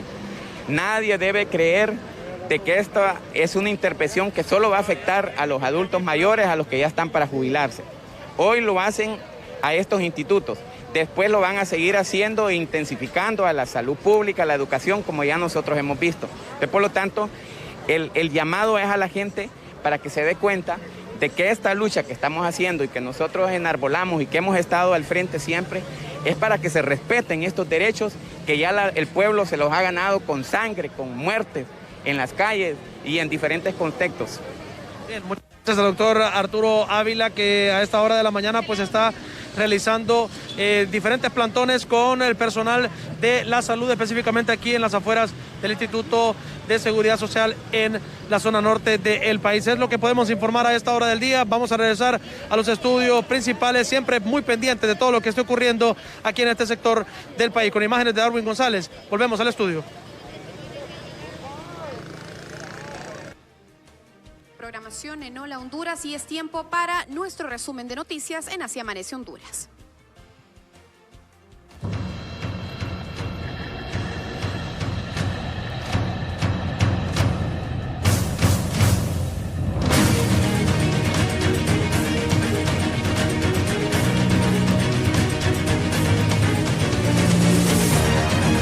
El Reino Unido expresó su preocupación por la criminalización y la violencia que sufren los periodistas en Honduras, mientras que el gobierno hondureño reconoce que tiene muchos desafíos para protegerlos y garantizar la libertad de expresión. Honduras es uno de los países de la región más peligrosos para ejercer el periodismo, así lo dijo el embajador de Reino Unido en Guatemala y concurrente para Honduras, Nick Whittingham. El país se sitúa en el puesto 151 en la clasificación mundial de la libertad de prensa para este 2021, de una tabla que integran 180 países, según el informe anual de Reporteros Sin Fronteras, citado por el diplomático. La Federación de Organizaciones Magisteriales de Honduras convocó para este miércoles a una movilización tras la intervención por parte del gobierno del Instituto Nacional de Prevención del Magisterio. El 29 de abril, el gobierno intervino por un periodo de 6 meses el IMPREMA, bajo el argumento de los bajos niveles de eficiencia administrativa y otros aspectos, según se colige de la publicación del decreto este jueves en el Diario Oficial La Gaceta. En ese sentido, el magisterio exige que dicho PCM sea eliminado, ya que no permitirán que el gobierno sustraiga los fondos que son para su jubilación. La Municipalidad de Protección en Santa Bárbara emitió una ordenanza municipal ante el alto contagio de casos de COVID-19 que ha cobrado la vida de al menos 8 personas este año, 4 de ellas en menos de 16 días. La alcaldesa de Protección, Teresa Sarmiento, señaló que la población debe de cumplir de forma obligatoria con las medidas de bioseguridad, uso correcto de la mascarilla, lavado de manos y el distanciamiento de al menos 1.5 metros. Si la población no cumple con estas medidas, los transportistas y dueños de negocios no deben de atender a las personas que no cumplan con ordenanza, argumentó el edil. El presidente de la Coalición Patriótica de Solidaridad, Juan Carlos Rodríguez, lamentó el día de ayer que así como se ha estado manejando la pandemia, no será posible que se vacune al 70% de la población este año en Honduras. Respecto a las compras y adquisición de las vacunas, Rodríguez comentó que es un cuento de nunca acabar y es precisamente por la falta de planificación que siempre ocurre en este país. En ese sentido, considera que la población está en su derecho de exigir la compra de la vacuna anti-COVID, pues la ciudadanía no aguanta la crisis y está desesperada por reactivar sus actividades y recuperar sus trabajos.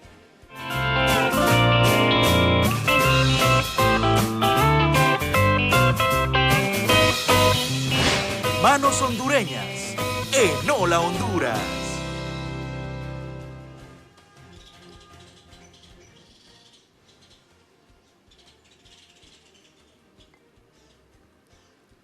Seguimos con más en Hola Honduras desde el Hotel Clarion de Tegucigalpa y bueno, estamos a las puertas de una fecha muy especial, el Día de la Madre, donde consentimos a esas mujeres hermosas que nos dieron la vida y que obviamente con el paso del tiempo vamos entendiendo cuál es el verdadero significado. Precisamente para hablar de qué detalles, de qué obsequio podemos darle a mamá esta fecha especial, se encuentra conmigo Jennifer Corea, quien es una mujer emprendedora valiente que ha salido adelante y pues tiene un arte increíble. Se lo mencionaba extra cámara y le decía, yo no tengo arte para esto ni para envolver un regalo, pero cada quien tiene por supuesto un don especial. Jennifer, háblenos sobre creaciones mías, sobre todo lo que usted realiza día a día y sobre todo para poder emprender en estos tiempos tan complicados y difíciles. ¿Cómo está, Jennifer? Buenos días, pues me encuentro muy bien aquí acompañada por usted, Alejandra, muchas gracias. Y bueno, a las puertas ya de esta fecha tan importante, ¿verdad? Y en esta situación tan diferente en la que nos encontramos, Pues la verdad que emprender ha sido un reto, pero a la vez también ha sido una solución para las personas que no podemos salir en este momento pues a buscar un detalle, un obsequio a cualquier centro comercial. Entonces creo que las redes sociales nos han abierto un mundo, una facilidad para poder hacer llegar ese regalo a esa persona que queremos sin necesidad de exponernos y siempre pues complaciéndolos en sus fechas importantes. Jennifer, ¿dónde nace o cómo surge la idea de poder emprender en esta área? Porque esta área precisamente, pues día a día vemos tanta competencia a través de las redes sociales y a través también de establecimientos que ya son fijos a nivel nacional. ¿Cómo surge la idea de poder emprender desde casa después de pasar un proceso tan largo, ¿verdad? Claro. Llevamos prácticamente años y meses en la pandemia del COVID-19. Pues sí, la idea nace hace 8 años. Hace 8 años nacimos junto con mi hermana. Pues nació como una necesidad, pues ella tiene muchas habilidades también para bordar, para hacer muchas cosas. Entonces decidimos pues abrir esta página y la verdad es que desde ahí hemos estado siempre haciendo, creando, ella con sus cosas, yo también con las mías. Y bueno, en esta área precisamente porque todas las personas cumplen años todos los días. Siempre hay alguien que cumple años todos los días. Correcto. Entonces es un campo para el que hay mercado y yo me fui y me enfoqué en esa área, pues. Mire qué interesante. ¿Desde cuándo viene con eso? ¿Cuántos años tiene ya? 8 años. 8 años. Sí. 8 años. Y en este proceso de reinventarse por en medio de la pandemia, ¿cómo ha sido para ustedes el poder ofrecer estos productos a través de las plataformas digitales? Pues ha sido increíble. Creo que las redes sociales nos han abierto un mundo al alcance de la mano de todos. Entonces, tener a la facilidad el teléfono, que ahora es una herramienta de trabajo, nos ha abierto las puertas para poder llegar a todas las personas. Hacemos envíos a todo Honduras, podemos comunicarnos directamente con el cliente sin necesidad de un mediador. También nos da la facilidad, pues, como usted decía, de no tener una competencia en un lugar fijo, pero también tenemos la facilidad de poder mandar fotografías a cualquier hora, que las tiendas no están abiertas a cualquier hora, pues entonces creo que eso es una ventaja que tenemos sobre las tiendas en físico. Para todos los eventos, para todas las fechas específicas, ustedes realizan diseños personalizados también. Por ejemplo, si yo vengo y le digo, bueno, Jennifer, fíjese que a mi mamá le encantan las rosas, le encantan mucho los globos, ustedes me hacen uno personalizado conforme yo lo quiero. Claro. Obviamente, el valor va a variar respecto a lo que yo estoy solicitando. Claro, claro que sí. Como puede ver, pues tenemos tazas personalizadas, podemos hacer cojines personalizados. Si a una mamá le gustan las plantas, pues tenemos variedad. Si quieren maquillaje, tenemos variedad, tenemos rosas que le van a durar todo el tiempo que quiera y son detalles que queremos hacerlos diferentes, pues para que sea un detalle diferente al que se puede encontrar en cualquier otra tienda. Háblenos un poco de los precios, ¿cómo anda? ¿Son accesibles para el público? Porque hemos estado, y reitero este tema, en momentos de dificultad, hablando económicamente, claro, ¿verdad? Sí. Muchas personas quedaron suspendidas, muchas personas aún no tienen empleo y andan buscando un detalle en específico para poder regalarlo a mamá. Yo siempre, yo soy fiel creyente de que para mí un pequeño detalle o cual sea es importante porque puede llenar de alegría a una persona. Y en estos tiempos donde mamá también se ha sentido un poco estresada y complicada con todo el encierro, los precios para aquellos que nos están viendo y escuchando y dicen, bueno, Jennifer, yo me voy a acomodar a los presupuestos que ustedes tienen. Desde el más barato hasta el más caro, ¿podríamos dar algún tipo de precio, Jennifer? Claro, claro. Por ejemplo, esta taza, que es una taza que generalmente se regala en cualquier momento, que encontramos la taza en cualquier lugar, pues yo la hago de una manera diferente. Ya va en una caja, ya va decorada, ya va de otra manera. Esta taza vale 150 lempiras, por ejemplo. Este es un detalle también bastante cómodo, vale 400 lempiras. Ya el arreglo de maquillaje, que si trae muchas cosas, pues ya vale, que 1,800, 2,000, pero la verdad es que nos acomodamos al presupuesto. Así es. Las rosas, por ejemplo, en burbuja, valen 250, si quieren con luces, 350, entonces creo que tenemos la posibilidad de entregar un detalle a domicilio a mamá y ver esa cara de sorpresa y al alcance de la mano de todos. Diseños personalizados, precios accesibles, envíos a nivel nacional, o sea que ustedes tienen todo lo ideal para un regalo para mamá esta fecha especial. Así es. Pueden hacer los pedidos desde ya, donde los podemos encontrar a través de las plataformas digitales, los números de teléfono para aquellas personas que están interesadas en adquirir uno de estos productos. Claro, nos encuentran en Facebook como Creaciones Mía. Y a mi teléfono personal al 3268-1486 pueden comunicarse a cualquier hora y como dice Alejandra, pues desde ya reservar su detalle para tener ya listo su regalo para mamá. Para finalizar, Jennifer, algo que siempre me gusta hablar con los emprendedores es el hecho de la motivación.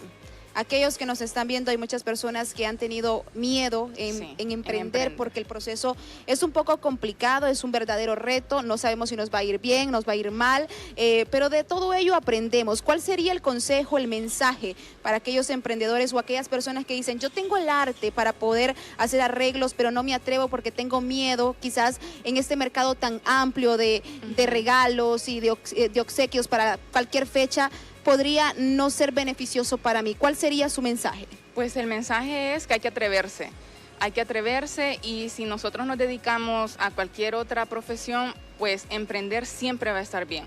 Y justamente en este tiempo que estamos viviendo, nos damos cuenta que no podemos tener todos los huevos en una sola canasta. Si perdemos el trabajo, hay que tener un plan B. Entonces, emprender en su propio negocio, aparte de un trabajo estable o no, nos da la posibilidad de tener un ingreso extra. Entonces, eso siempre está bien. Por ejemplo, yo soy arquitecta, me dedico a construir y en el tiempo de pandemia cerró la construcción y con los brazos cruzados. Reinventarse. Así es, tuvimos que reinventarnos y gracias a Dios, pues este tipo de emprendimiento nos ayudó a salir adelante. Así es, bueno, a seguirla a través de sus redes sociales. Ahí en pantalla están apareciendo rotulados su número de teléfono, como también las redes sociales para que usted se pueda poner en contacto. Adquiera uno de estos obsequios, apoyemos a los emprendedores del país, aquellos que día a día luchan para seguir adelante y sobre todo que son pues parte de lo que muchos jóvenes necesitan, ¿verdad? Consejos, estrategias para que los jóvenes puedan empezar a ver que no solamente se puede quedar en un trabajo fijo, también se puede tener algo extra que pueda ayudar a toda la familia en general y más sobre todo en estos tiempos de crisis. Hasta aquí Manos Hondureñas. Gracias Jennifer Correa por acompañarnos esta mañana. Nos vamos hasta los estudios. Precisamente ahí está Efer Guevara, quien nos tiene importante información a esta hora de la mañana.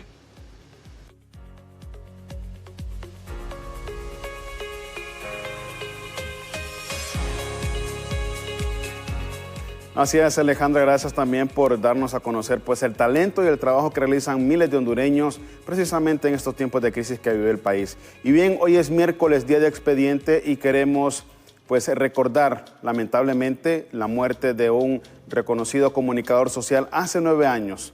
Hablamos del periodista Eric Martínez, quien fue dirigente del Frente Nacional de Resistencia Popular en el año 2009-2010 y también fue un gran defensor de derechos humanos para la comunidad LGBT. El comunicador fue asesinado en 2012 y hasta el día de hoy, escuche bien usted, paradójicamente todavía no se tiene muy claro qué fue lo que pasó con la vida de quien vida fuera Eric Martínez. Lo vemos a continuación en el expediente.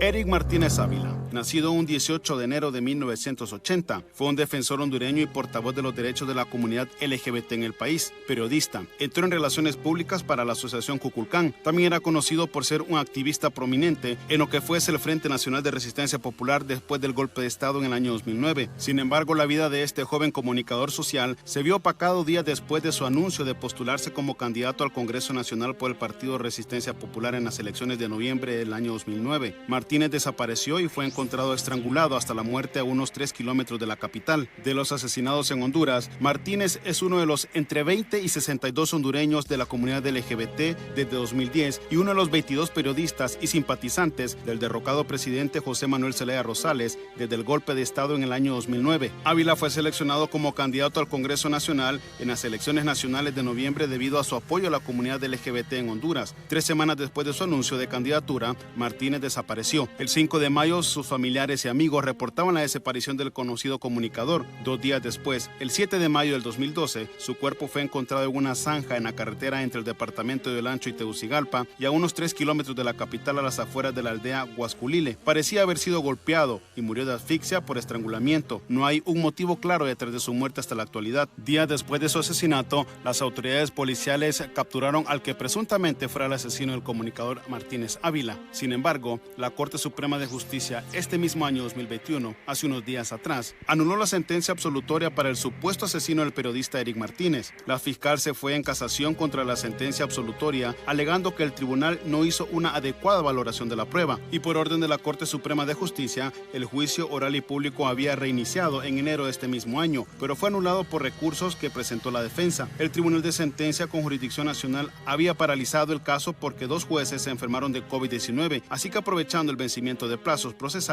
la defensa pidió la nulidad de actuaciones. A 9 años del asesinato contra Martínez, la Fiscalía no ha podido determinar el móvil del crimen, pero sigue sosteniendo que fue un hecho cometido por una banda de robo de vehículos, según información recopilada en el Tribunal de Sentencias. No se pudo acceder al Tribunal de Sentencias porque alegan que han restringido el acceso a la prensa por la pandemia del COVID-19. Las restricciones son para garantizar el derecho a la vida, manifestó el portavoz del Poder Judicial. Actualmente este caso es investigado por la Fuerza de Tarea de Delitos Violentos. En el transcurso de esta investigación, se tuvo la existencia de un testigo que habría conocido amenazas en contra de Martínez antes de su muerte relacionados con el pleito interno que generó su precandidatura en el Partido Libre. Según fuentes oficiales, este testigo no ha querido hablar por temor. Esto se quedó únicamente como una línea de investigación porque en este caso la Fiscalía ha promovido las acusaciones contra otras personas.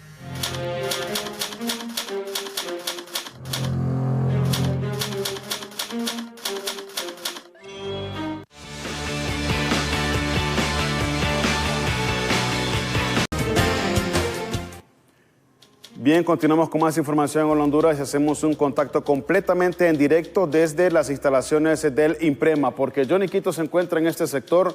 Johnny, se ha anunciado por parte de la dirigencia magisterial pues manifestaciones por precisamente lo que pasa a lo interno del INPREMA. Vamos con usted para que nos dé más reportes. Buenos días. Los sagrados intereses de la clase trabajadora de nuestro país. Así es, buenos días, licenciado FR. Efectivamente nos hemos trasladado en las afueras de INPREMA, donde en estos momentos los maestros, los pedagogos están realizando un plantón en las afueras para luego después realizar una movilización masiva. Así lo han confirmado los representantes del COPEN, de INCUPEN, también de otros gremios. Pero vamos a escuchar a ver a uno de ellos que nos ayude para que nos dé un poquito de detalle. ¿Cómo está, licenciado? ¿Cómo está la situación? ¿Por qué el plantón? Bueno, precisamente estamos aquí para poder de una buena vez impedir este zarpazo que pretende el gobierno de robarse prácticamente nuestro dinero que hemos venido aportando durante muchos años, durante décadas, para podernos retirar el día de mañana, que Dios nos permita ya tener una edad más avanzada y por lo menos tener lo básico para poder subsistir. Ahora, según estamos escuchando, pues todas las organizaciones las quieren, los sindicatos los quieren quitar todo el dinero. Es correcto, excepto precisamente el IPM, el Instituto de Previsión Militar. Obviamente son ellos parte de la gente que tiene precisamente sostenido a este narcodictador, porque de una vez concluido su periodo, inmediatamente este señor va a hacerle compañía al hermano allá en Nueva York. ¿Me repite su nombre? Óscar Suazo, fiscal del Sindicato de los Hospitales Psiquiátricos. Muchas gracias, Óscar. Bueno, él es parte de los hospitales psiquiátricos y bueno, vamos a ver si platicamos, conversamos en estos momentos. ¿Me permite? Estamos en vivo. ¿Cómo está la situación? ¿Va a haber movilización? Bueno, nosotros como organización del sector salud estamos acompañando al magisterio porque también a nosotros nos quieren privatizar o prácticamente dar un zarpazo al Instituto de Previsión. Eso es lo que tenemos entendido, que hoy el día de hoy hay un plantón que nosotros estamos apoyando, pero el día de mañana también hay un plantón de parte de los empleados públicos a partir de las 7 de la mañana en INJUPEN. No más que saquen dinero de los sindicatos. Es que nos están sacando el dinero de nuestra jubilación, nos van a mandar a la calle a mendigar porque no tenemos nosotros otra opción que una jubilación digna, que por eso hemos estado ahorrando prácticamente o aportando a los institutos de previsión para poder salir con una jubilación, pero con el zarpazo que quiere dar el gobierno prácticamente nos está quitando nuestras aportaciones que ellos no tienen nada que ver, si esto fue nuestro dinero el que estamos aportando. Entonces, le estamos diciendo al gobierno que no se atreva a tocar los institutos de previsión, porque así como han saqueado el país, así es que pretenden saquear también estos institutos. Muchas gracias. Vamos a escuchar esta pequeña conferencia de prensa que están brindando. La orden de los empleados públicos es luchar por recuperar, por rescatar nuestro Instituto de Previsión del Magisterio. ¿Qué acciones tienen hoy aparte de este plantón aquí en las instalaciones del INPREMA? Bueno, hoy tenemos movilización a nivel nacional. El magisterio y el pueblo está en movilización en todo el territorio nacional y vamos a continuar en estas acciones. No descartamos tomas de edificios, no descartamos tomas de carretera, no descartamos ningún tipo de acción que conlleve el rescate, la recuperación y la dignificación de jubilados, activos y pensionados de todos los institutos de previsión públicos del país. Bien, estas han sido las palabras de uno de los presidentes del magisterio, quienes están pues realizando el plantón aquí en las afueras, para luego van a hacer la movilización en algunos sectores de la capital y, como ya lo mencionó, a nivel nacional. Junto a mi compañero Carlos Zelaya retornamos con usted, licenciado Efer Guevara. Buenos días. Reporte a esta hora en la mañana. Estaremos pendientes de lo que pase precisamente con esta movilización anunciada por parte del magisterio el día de hoy, y por supuesto en Impacto BTV Meridiano en punto de la 1 de la tarde estaremos dando pues más amplitud a estas noticias. Nosotros continuamos con más, pero ahora desde el Hotel Clarion, donde se encuentran nuestras bellísimas compañeras Alejandra Rivera y Ethel Valladares. Compañeras, con ustedes.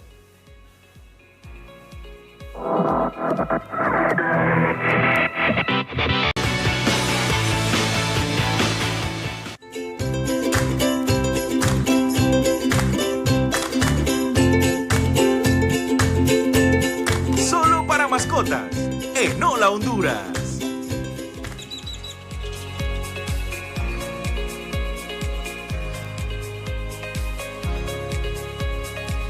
Continuamos aquí en Hola Honduras, en esta grata mañana, siempre con nuestro doctor pura vida, el doctor Alan Herra.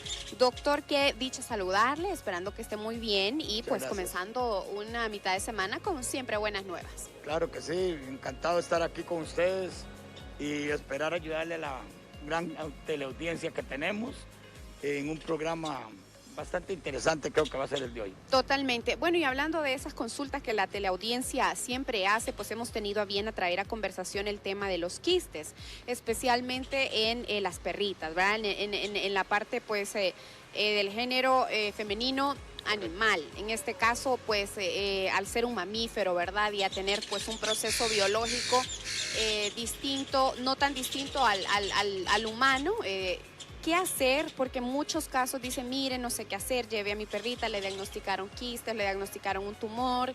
El problema a veces es que siento que ya muchos de nuestros amigos que nos escriben ya es demasiado tarde, ya el quiste ha pasado etapas y pues, ¿cómo hacer? ¿Cómo trato yo a mi perrita de manera particular con un diagnóstico de esa categoría? Bueno, primero que nada, cuando empezamos a ver ciertos nodulitos en el cuerpo de nuestras mascotas, especialmente en lo que son las hembritas, Ethel, es bueno hacerle, como se dice siempre, un examen a nivel de las mamas.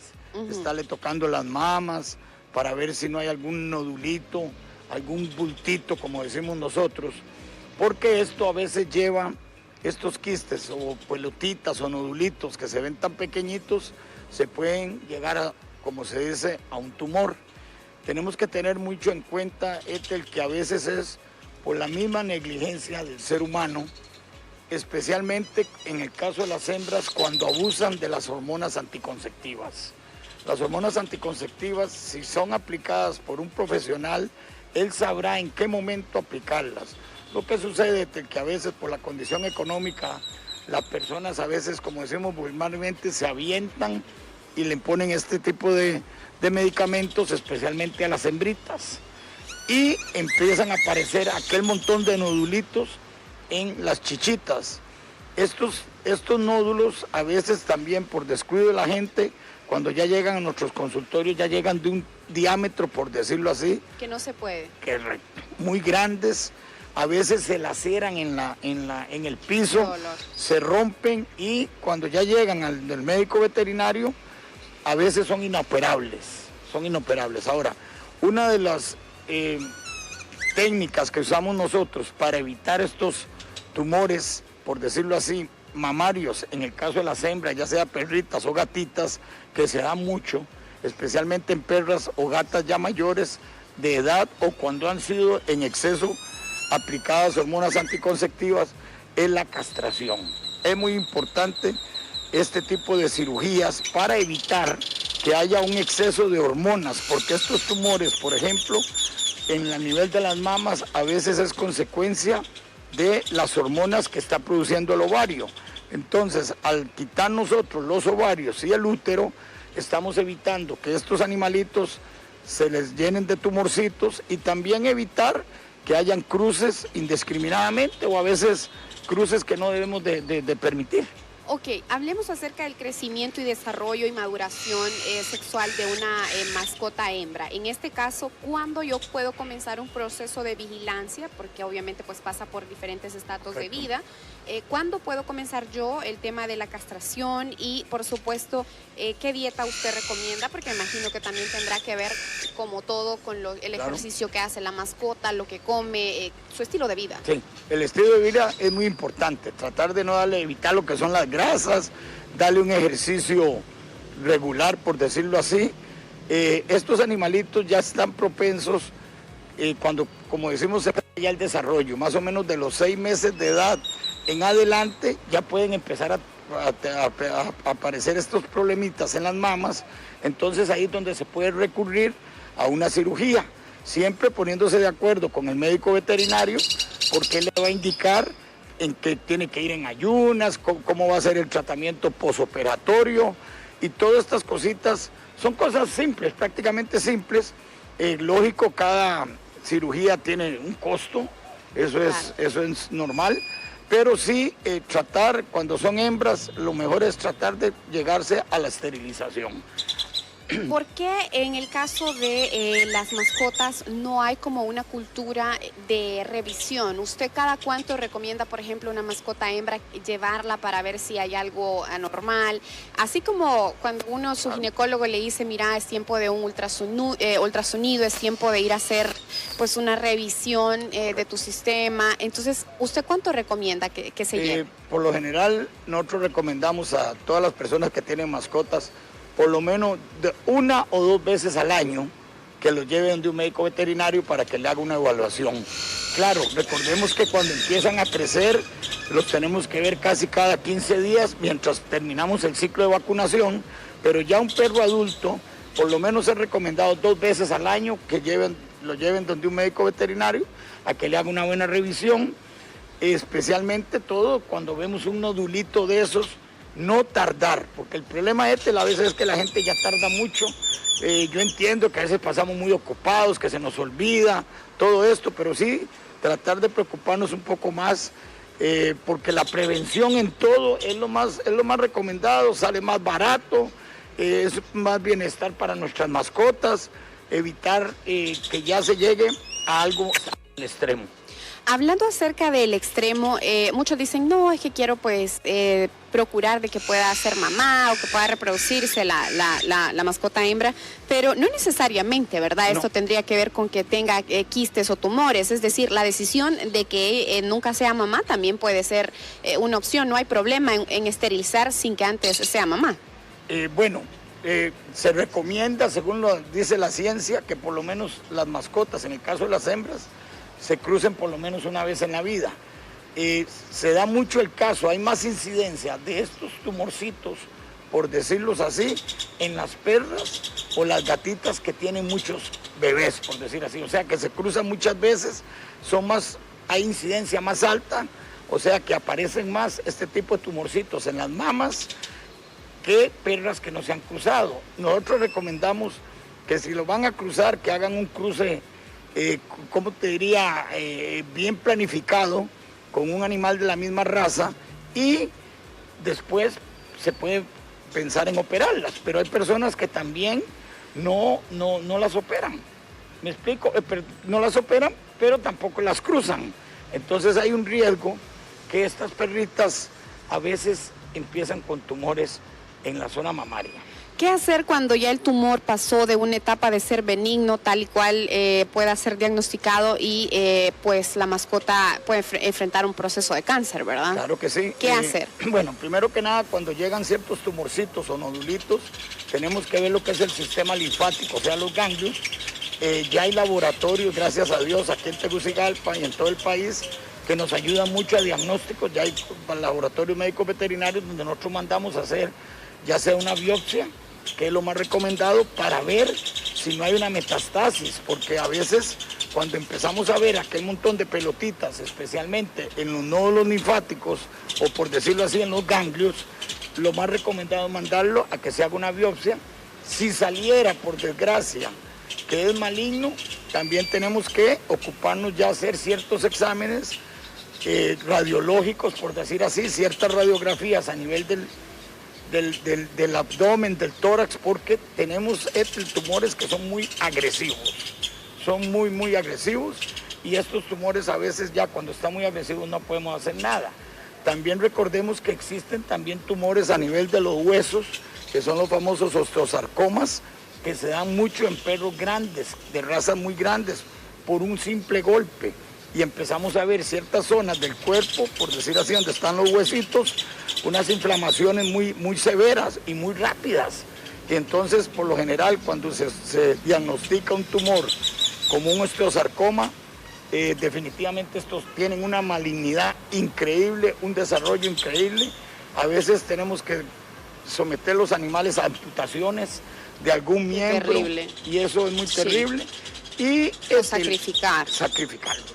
Otra de las cositas que un tumor muy común es el tumor venéreo, el famoso tumor de Sticker, que lo vemos mucho en las perras y en los machos cuando tienen esos amoríos con cualquier perro.